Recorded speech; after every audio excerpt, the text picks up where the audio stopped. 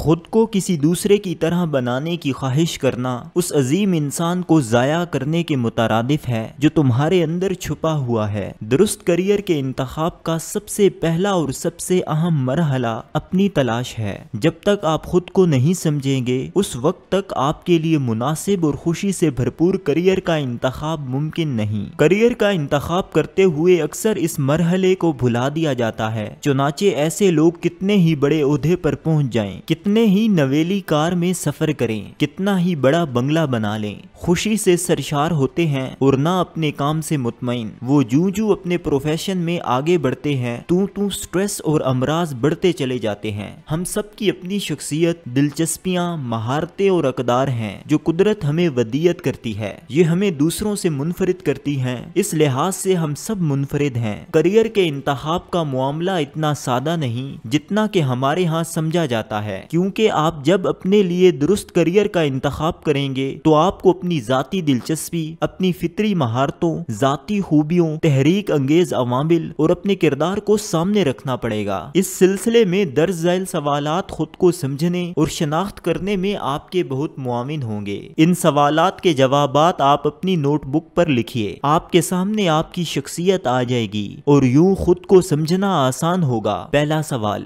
School میں آپ کو کون سے مضامین سب سے زیادہ پسند تھے؟ کن مضامین میں آپ بہترین کارکردگی دکھاتے تھے، یعنی سب سے زیادہ نمبر آتے تھے؟ ان پسندیدہ مضامین میں آپ اپنی کارکردگی مزید کیسے بہتر بنا سکتے ہیں؟ دوسرا سوال، آپ کے پاس کون سی مہارتیں ہیں؟ آپ اسکول کالج میں پڑھ رہے ہیں یا کسی جگہ ملازمت کر رہے ہیں؟ اپنے بارے میں سوچئے کہ اس وقت آپ کے پاس کون سی خاص مہارت ہے۔ آپ بہت تخلیقی ہوں یا بہت خوب بول سکتے ہوں یا کمپیوٹر چلانا بہترین جانتے ہوں۔ ہو سکتا ہے کہ آپ مسائل کو بخوبی حل کر لیتے ہوں یا اپنے ہاتھ سے کام کرنا پسند کرتے ہوں۔ تیسرا سوال، آپ کی ذاتی خوبیاں کیا ہیں؟ اگرچہ اپنے کریئر میں ترقی کے لیے آپ نئی مہارتیں سیکھنا چاہتے ہیں اور سیکھتے بھی رہتے ہیں، لیکن یہ حقیقت سمجھ لیجئے کہ آپ اس عمل کے دوران اپنی فطری شخصیت کو نظر انداز نہیں کر سکتے۔ آپ کی فطری شخصیت کے مطابق آپ کے اندر کچھ ذاتی خوبیاں اور خامیاں پائی جاتی ہیں، ان پر غور کیجئے۔ اپنے قریبی اور مخلص رشتہ داروں اور دوستوں سے بھی اپنی شخصیت کے بارے میں پوچھئے۔ اگر آپ اپنی شخصیت سے ہم آہنگ کریئر کا انتخاب کریں گے تو آپ تمام زندگی کام کرتے ہوئے خوشی محسوس کریں گے اور کہیں بہتر ملازم یا کارکن مانے جائیں گے۔ چوتھا سوال،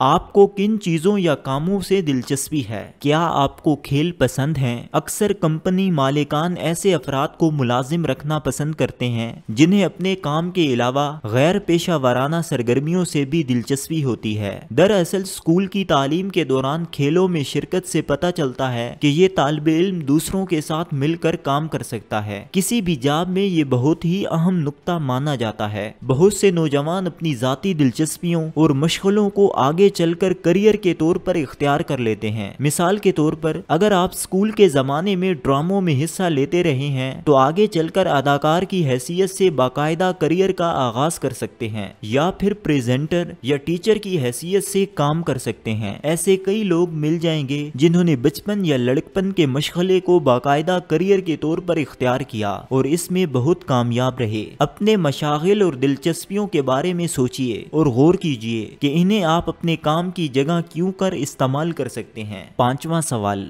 آپ کو کن چیزوں سے تحریک ملتی ہے؟ آپ کے لیے زندگی میں سب سے زیادہ اہم کیا ہے؟ کیا آپ زیادہ شہرت، سٹیٹس یا دولت حاصل کرنا چاہتے ہیں یا پھر دوسروں کی مدد کر کے دلی تسلی اور روحانی سکون کے خواہش مند ہیں؟ کیا آپ اپنی زندگی میں ولولہ اور چیلنج کی تلاش کر رہے ہیں یا آپ کے نزدیک آزادی، آرام اور اقدار کی اہمیت زیادہ ہے؟